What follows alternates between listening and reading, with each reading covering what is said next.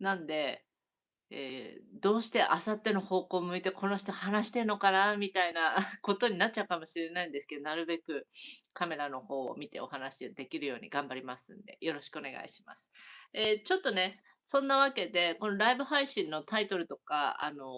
サムネとか全然追いついてないので、配信が終わってからね、編集し直そうと思ってるんですけど、今日はですね、どういったお話をしていこうかというと、この現実創造をするにあたってね、みんなこんなことをやりたいとかさ、こんな夢があるとかさ、こんなだったらいいなとかさ、それが、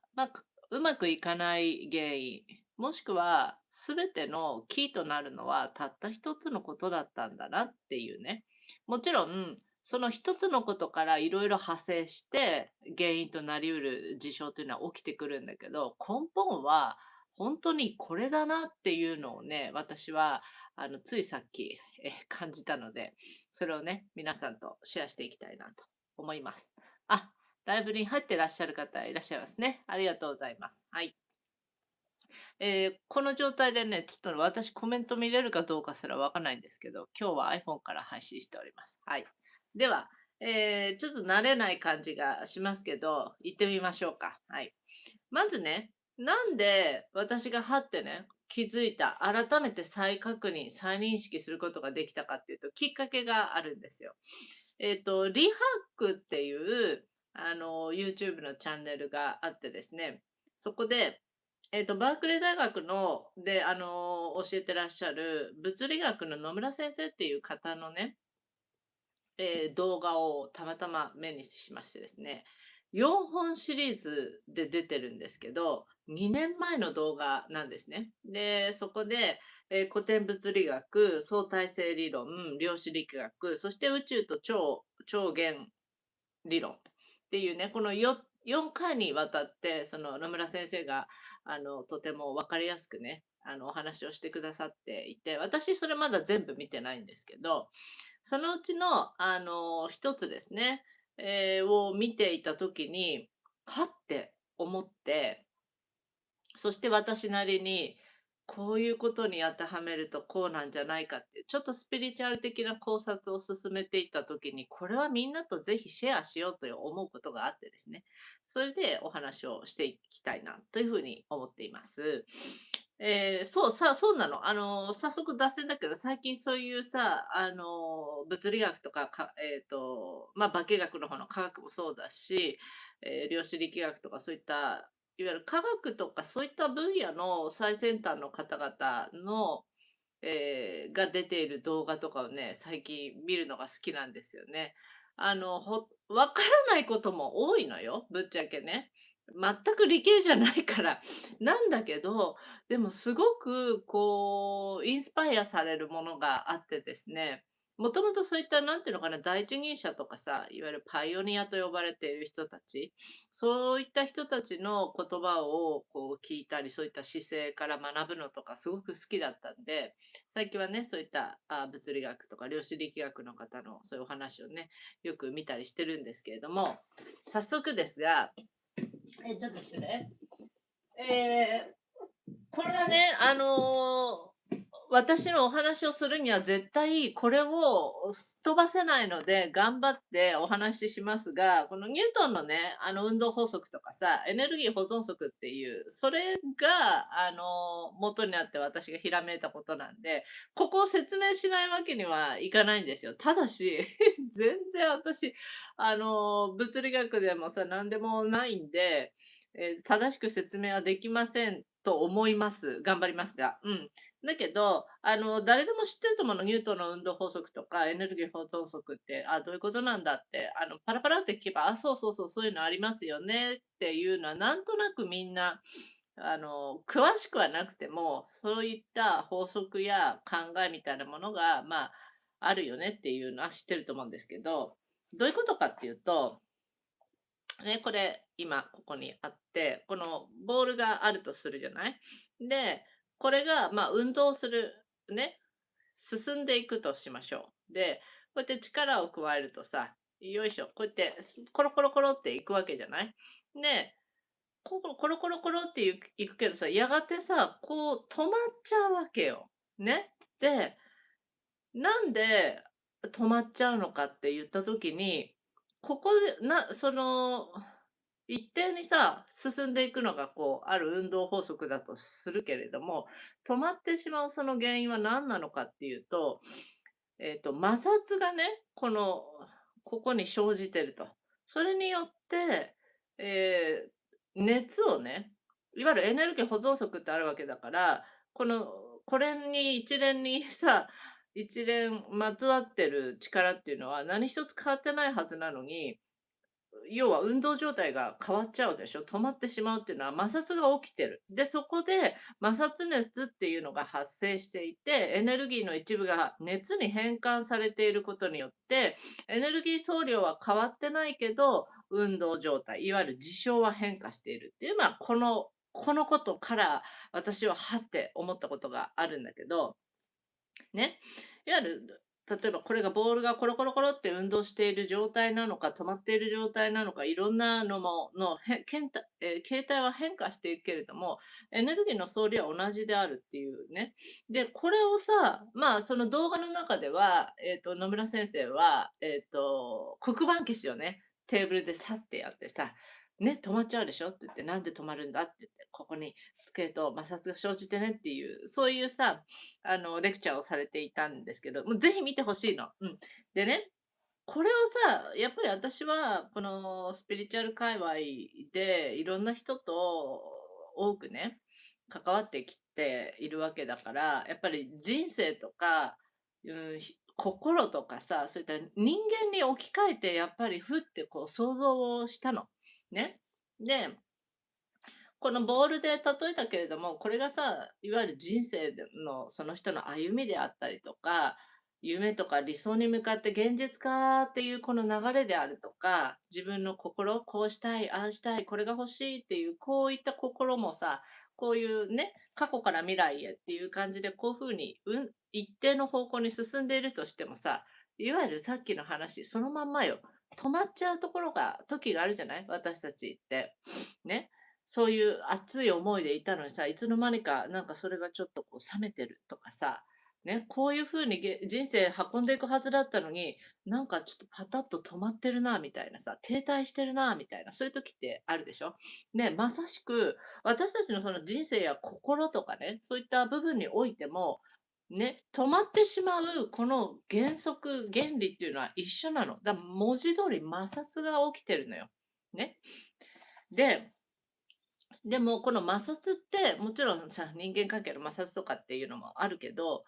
もうちょっとね、その根源的っていうか、個人に即した目線で見てみたら、その物事が止まってしまう、動かなくなってしまう、そのいわゆる摩擦が起きてる、この摩擦って何なのか、私たちの心の内に起きてる摩擦ってどういうことって言ったら、分かりやすく言うと、葛藤と矛盾なんですよ。ね。で、例えば、じゃあどういうことなのか、その心の中の摩擦、葛藤と矛盾って、じゃあ何かをやりたいなって思った時に、でもって言った後に来ることですよ。めんどくさいなとかさ、あれをやりたいな、でも、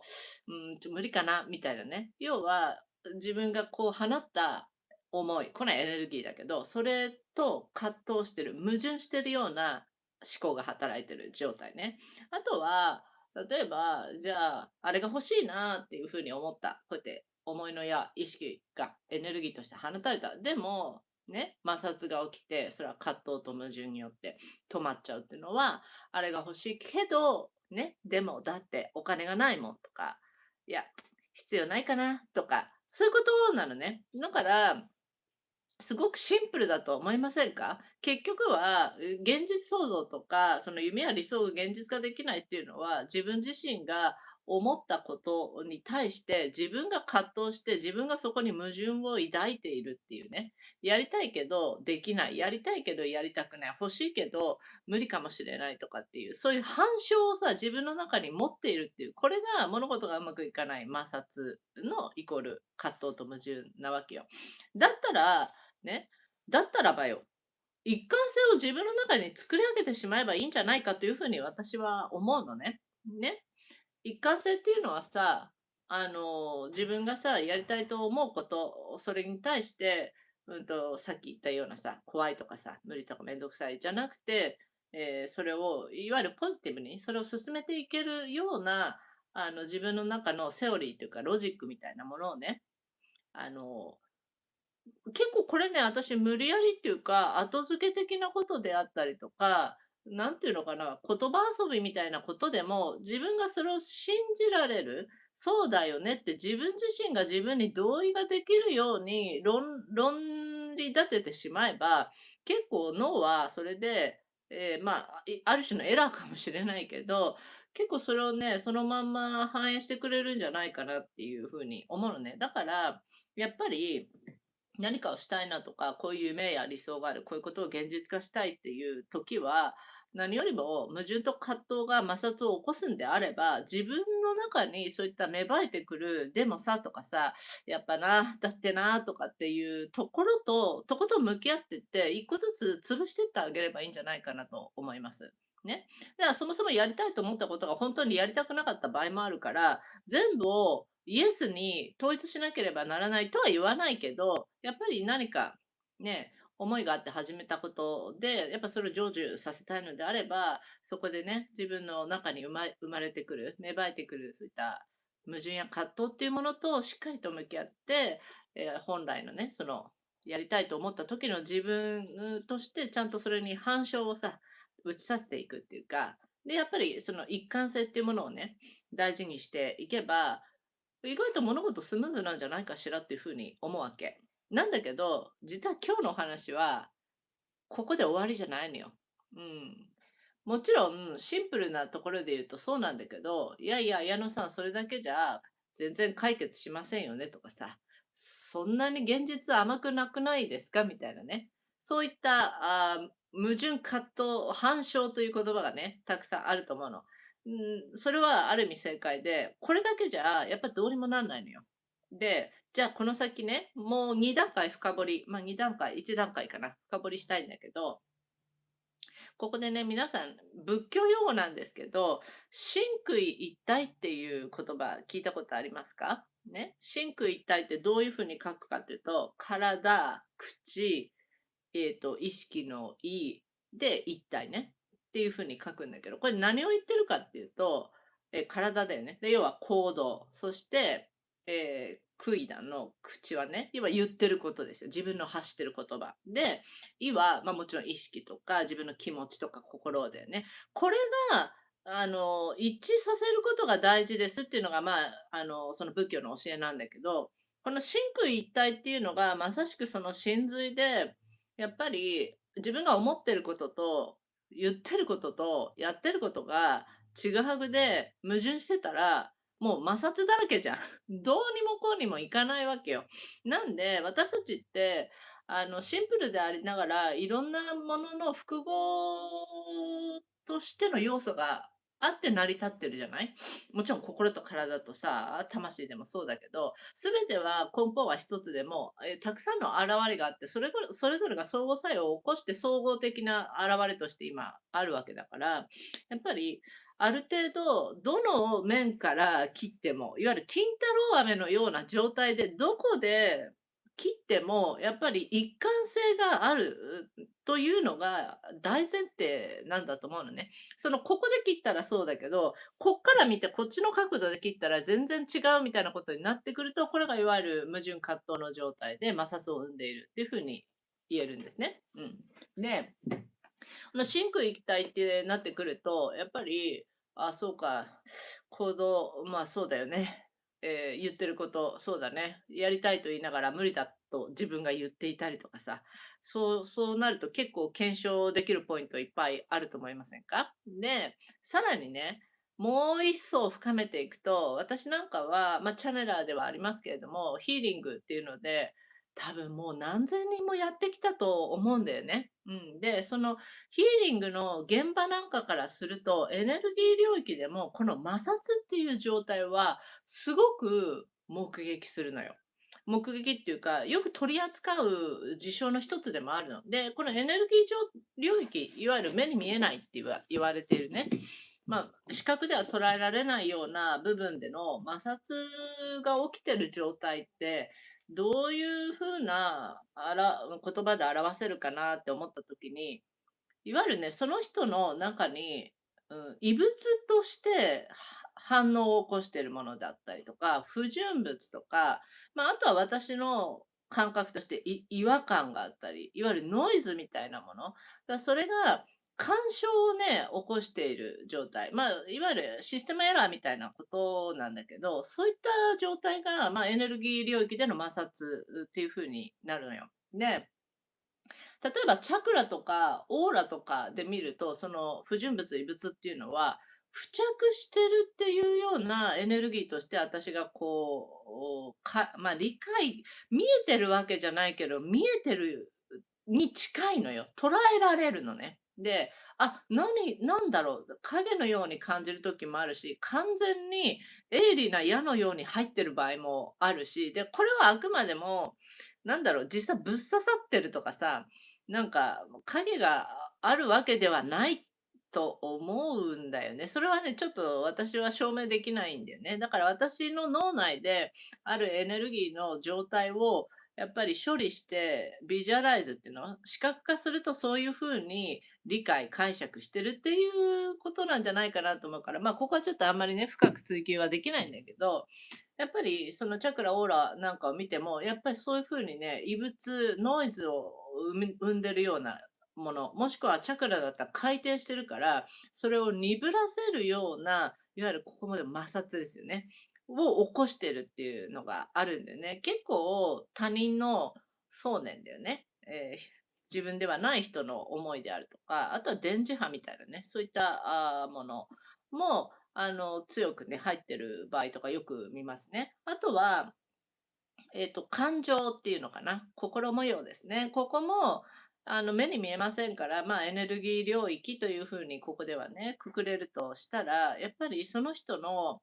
強い怒りとか悲しみとか、あとは不安とか、そういったものも、ヒーリングをしてると、あ、見えるとは言わない、でも見える感覚に近いんですよ。いわゆるこう見えてるわけじゃないけど、認知できる。で、もちろん感じる。ね。で、これっていうのは、いわゆる摩擦をもちろん起こすんだけど、ね、いわゆるネガティブなものっていうものは、そもそもいい悪いでなかったとしても、私たちにとって障害になり得るのは何でかっていうと、調和を乱すわけよ。要はその人の全体の平和とかハーモニーみたいなもの、これをやっぱりそういったネガティブな感情っていうのは乱しやすいですね。だからヒーリングとかしてると、やっぱりそういったものが自分自身の中に、とどまってしまってるっていうのかな。行き場がなくて、発散もされずに、そこに本当になんていうのかな、よどんであったり、もう本当に塊のような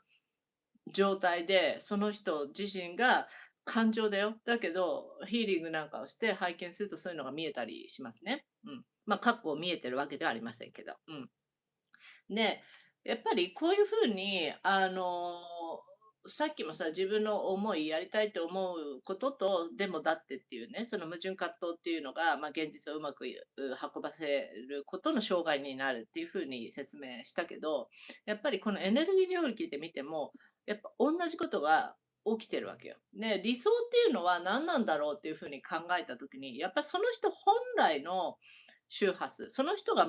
本来持っているものっていうのかな、それを保ててるかどうか、もしくは、やっぱりいろんなものと私たちって交流したりさ、あの、干渉っていうとちょっとネガティブに聞こえるけど、作用を起こし合っているから、これを止めて100%私の魂のその周波数だけでっていう、そういった極論ではなく、やっぱある程度、まずは前提としてその人自身の周波数がちゃんと保たれてるっていうことと、あとは外界や全ての物事と、相互関係において調和が保たれてるっていうね。過不足がないっていう状態かな。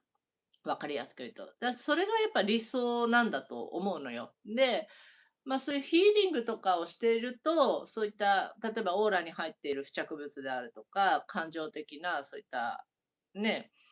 沈着しているようなエネルギーっていうものを取り除いたり、ヒーリングしたりしていく。いわゆるこれが浄化とかさ、いうことになっていくんだけど、そういうのでね、まずそういった障害である、摩擦を起こしているもの、干渉を、過度に起こしているものを取り除いてあげたりするっていうね、それだけでもだいぶスッキリするんですけど、プラスアルファ、やっぱり過不足がないっていう状態じゃない。自分自身が保たれてるっていうのは、ね。有頂天のようにバーっとエネルギーが過剰でもダメだし、すごくこう、ローテンションでもダメじゃん。いわゆるニュートラルポイントっていうのは、過不足がない状態なわけなんで、その不足分があれば、それをやっぱり補っていくっていう、これができるのもヒーリングのやっぱ素晴らしいところなんだよね。何か活性化させていったりとか、流れが滞っているところがあれば、その不純物を取り除いて、そこを流す力がなければ、そこに一つエネルギーをこう補充していくみたいなこともできるんだよね。で、修復みたいなこともできるし、で、そういう意味で、やっぱり、トータルで見ると、真空一体のさらに奥には、いわゆるその、ヒーリングが扱うエネルギー領域みたいなね、そういうエネルギーワークっていう部分での摩擦を起こしているもの、いわゆる異物であるとか、不純物であるとか、ノイズであるとか、そういうのをやっぱりちゃんと定期的にクリーニングするっていうのはすごく大事だと思うのね。もちろんセルフヒーリングをしていくのも大前提として、でも定期的にやっぱりそういうのを、リセットじゃないけど、私も今月夏至前の5日間集中遠隔ヒーリングでさ、タイトルみそぎですけれども、やっぱ要所要所でね、何でもそうだけど、けじめをつけていく、リセットしていくっていう、見直すっていうのはすごく大事だと思うの。ね。で、私のヒーリングなんかでは、いわゆる整えるっていうことの言葉をすごく使ったりするんだけど、これはね、整えるってさ、なんかすごくソフト、柔らかい言葉に聞こえるんだけど、そういったニュアンス的な部分ではなくて、私がこう言わんとしてるのは、整ってる状態っていうのは、つまりはどういう状態なのかっていうと、最もパフォーマンスが発揮できる状態、いわゆるその人本来の力が何の摩擦も矛盾も葛藤もなく発揮できる、そこに整えていくっていうね、そこに向けて調整をかけていくっていうのがやっぱりヒーリングなのよ。だからなんか傷ついた心を癒してもらいますとかさ、なんかちょっとこう弱い人とかさ、ダメな人がこう受けるものみたいな、そういったことじゃなくて、どのシーンでも全ての人がやっぱり定期的にそういったものを取り入れるっていうのは、人生そのものの質を高めるし、その人が何をしていようが、何をやりたかろうが関係なく、やっぱりその人が生きている状態でのパフォーマンスっていうのかな。これ、つまりは可能性とも言えるから、それが最も高くね、発揮できるっていう状態がね、私がヒーリングで目指している、状態でもあるわけ。なんで、今日はね、ここのボールコロコロのここのさ、物理学から始まって、やっぱりこれの摩擦葛藤を生んでるのは何なのかっていうものについて考察して、で、さらには真空一体っていうね、自分の意識上だけでは、それは果たされなくて、言ってることやってること、ね、考えてることが一貫してなくちゃいけないよね、と。だけど、さらにもっと目に見えないスピリチュアル、霊的な領域においても、その摩擦っていうのは十分に起きていることで、そこもやっぱり丁寧にケアしてあげていくっていうのが、マジでトータルバランスなんだというふうに私は思ったんですね。で、葛藤のない状態っていうのをさ、目指していく、いわゆる摩擦をね、起こさないような状態を自分が心がけていくっていうのはすごく大事じゃない。だから、じゃあまずは個人として何ができるのかって言ったら、自分の考えとか、思いだよね。やりたいけど、でもとかさ、だってとかってばっかり言ってないで、そこら辺の自分の思いとか考えとか気持ちを、やっぱり統一化していくっていうのかな。一貫性を持っていくっていう。常にこれやりたいんだ。でもだってって、人から反対されたらさ、大変気分が悪いでしょ。でもそれをみんな自分の中でやってんのよ。これやりたいなと言っても、でもお金がないしなとかって、ずーっと自分が自分に反対し続けてるような状態だから、これって摩擦して、さっきはさ、これで言ったらさ、摩擦っていうのはさ、熱になってエネルギーが変化してるっていうけど、いわゆる私たちのその重いっていうものの熱量があるとしたら、摩擦によって失われてっちゃうわけ。いわゆる熱が冷めた状態になっちゃうわけよ。それを自分で自作自演でやってるかと思うと、ちょっとなんつうの、物悲しいよね。それでも別にその人の人生が無駄なのかって言ったらそんなことはないけど、でもきっとね、何かより良いものを目指していったりとかさ、より良いものを思い描くっていうのは、私たち人間のなんか初期設定に入ってるんじゃないかなっていうふうに思うわけ。うん。なので、やっぱりまずは自分自身のね、心の声だよね。でもだってみたいなものをちゃんと汲み取って、いや、そうじゃないよね。私はこう考えてるよねとか、こう感じてるよねっていうところを個人ではまずは一致するってことはすぐにもね、できるような部分なんじゃないかなと思うわけ。で、最終的に本当に理想の状態っていうのは、真空一体のさらにその先にエネルギー領域があるといった通りに、やっぱり定期的にヒーリングで自分を一番パフォーマンスがね、高い状態にやっぱセットするっていうことでね。なんでかっていうと、いわゆるさ、自分自身が乱れるとか、自分自身の周波数だけで入れないっていうのは、その人自身が至らないとか、まだ、なんていうのかな、レベルが低いとか、そういうことじゃなくて、やっぱり私たちっていろんなものと交流を起こしていて、関わり合っていって、それは、なんていうのかな、そうではないけれども、自分の力及ばずのところで起こっている出来事の影響を受けているような、一見するとね。でもそれも全て自分が作ってるんだけど、でもそういうとっても複雑で複合的なので、え、い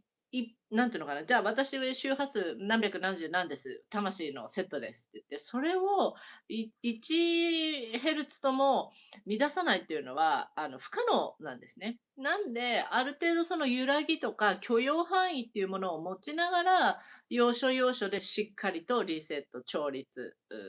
し直していくっていうのが、私は一番現実的なんじゃないかなというふうに思っています。はい。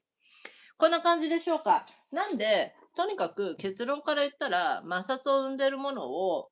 取り除く、対処していく、その摩擦は何ぞや矛盾葛藤なんじゃないですかというお話でした。はい。うまく話せたかしら。うん。なんかね、いろんなさ、一見自分とは全く全然関係ない分野であっても、やっぱその道のさ、エキスパートっていうか、突き詰めてる人の話を聞いたりするっていうのは、やっぱね、密度が濃いのよ。やっぱりその人が本当に実体験であったり、その人の魂から出てる言葉っていうのはさ、めちゃくちゃこう情報量があるわけ。だからそれによって、やっぱり共振作用を起こすんだよね。だから私もそれで全然物理とは関係ない、いわゆるヒーリングっていうのは、どういう共通点があるのかとかさ、これを人生に置き換えたり、人の心模様に、当てはめていくと、やっぱこういうことが言えるよなみたいなさ、そういう私自身のそういったインスピレーションにもさ、繋がったので、ぜひ皆さんも何か自分は普段見ないようなね、分野でも、やっぱ見てみたりとか、話を聞いてみたり、触れる機会があったらね、そういうこともしてみたらいいんじゃないかなというふうに思います。はい。では、慣れない iPhone からの配信でしたけれども、ここら辺で、終わりにしましょうか。お昼間からライブ配信に入ってくださってる方ありがとうございます。アーカイブの方もここまで見てくださってありがとうございます。では、また、今週、明日はライブ配信、ちょっと無理かな。授業参観があったりするので、仕事して参観日にちょっと顔出してとかなんだりかんだりで。なので、また来週かな。はい、来週ライブ配信しますので、そこでお会いしましょう。はーい、じゃあね